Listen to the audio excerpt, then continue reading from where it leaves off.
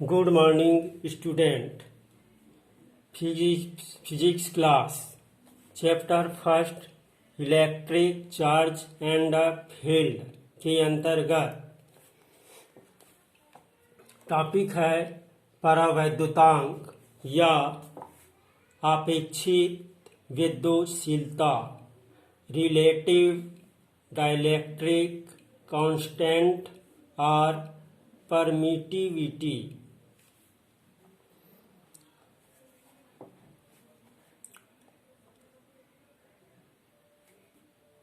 दो बिंदु आवेशों के मध्य लगने वाला वैद्युत बल उनके बीच स्थित माध्यम पर निर्भर करता है। दो बिंदु Q1 और Q2 के मध्य लगने वाला बल F है। उनके बीच के माध्यम पर निर्भर करता है और इन दोनों के माध्यम पहला किन पर निर्भर करता है? पहला प्रकृति पर निर्भर, दूसरा मापन की पद्धति पर निर्भर करता है। माना कि दो बिंदु Q1 और Q2 है जिनके बीच की दूरी स्मॉल r, उन दोनों के बीच लगने वाला बल F है। यदि उन आवेशों के बीच निर्वात या वायु हो तो उनके बीच लगने वाला बल F is equal to 1/4πε0 Q1 Q2 by R square. समीकरण 1। माना कि दो बिंदु आवेश Q1 व Q2 है जिनके बीच की दूरी स्मॉल r है। यदि उन आवेशों के बीच निर्वात या वायु हो तो उनके बीच लगने वाला बल F is equal to 1/4πε0 Q1 Q2 by R square. समीकरण 1। जहाँ ε0 निर्वात या वायु की विद्युतशीलता है। ठीक है। यदि दोनों आवेशों के मध्य निर्वात या वायु के अतिरिक्त कोई अन्य माध्यम हो तो उनके बीच लगने वाला बल F dash is equal to 1/4πε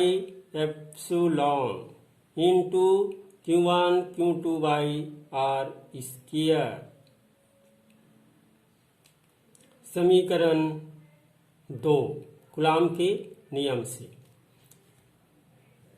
यदि दोनों आवेशों के मध्य निर्वात या वायु के अतिरिक्त कोई अन्य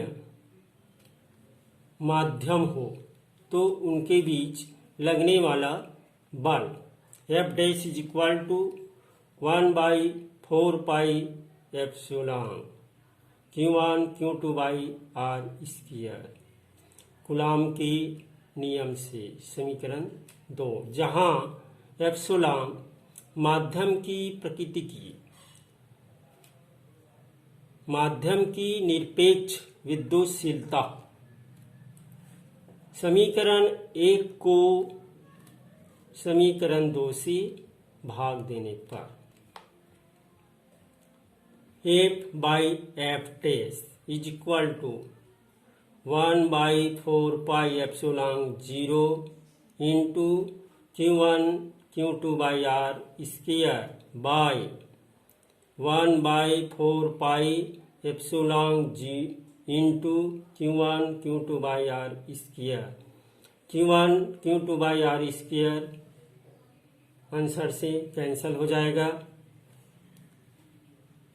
F by F dash is equal to 1/4 pi epsilon 0 by 1/4 pi epsilon या 1/4 pi epsilon 0 into 4 pi epsilon 1। यहाँ पे 1/4 पाई कैंसिल हो जाएगा, फिर वहाँ से बचेगा A by F dash is equal to epsilon by epsilon 0। समीकरण 3।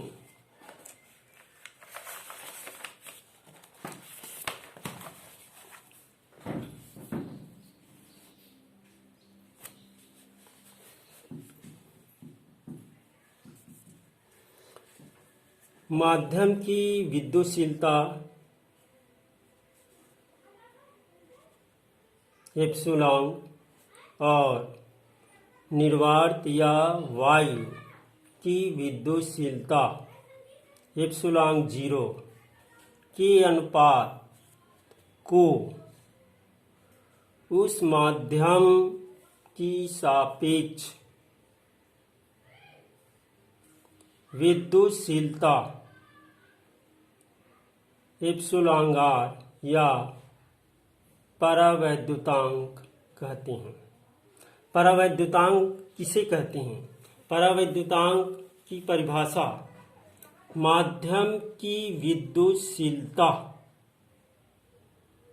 माध्यम की विद्युतशीलता एप्सिलॉन और निर्वात या वायु की विद्युतशीलता एप्सिलॉन 0 के अनुपात को उस माध्यम की सापेक्ष विद्युतशीलता एप्सिलॉन आर या परावैद्युतांक कहते हैं। K is equal to epsilon by epsilon 0 is equal to epsilon R. समीकरण 4। समीकरण 3 में मान रखने पर K is equal to F by F dash, अतः इसे परावैद्युतांक को दूसरे रूप में परिभाषित कर सकते हैं।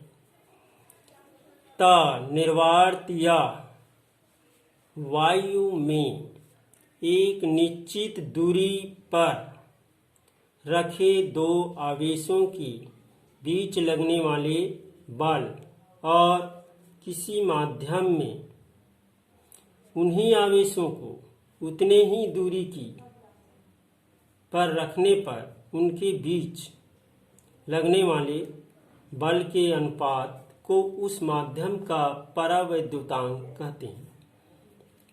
पुनः एक बार इसका परावैद्युतांक की परिभाषा निर्वात या वायु में एक निश्चित दूरी पर रखे दो आवेशों के बीच लगने वाले बल और किसी माध्यम में उन्हीं आवेशों को उतने ही दूरी पर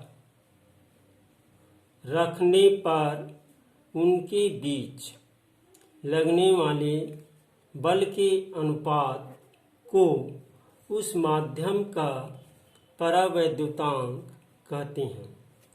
समीकरण 4 से epsilon by epsilon 0 is equal to K by 1 cross multiply करने पर या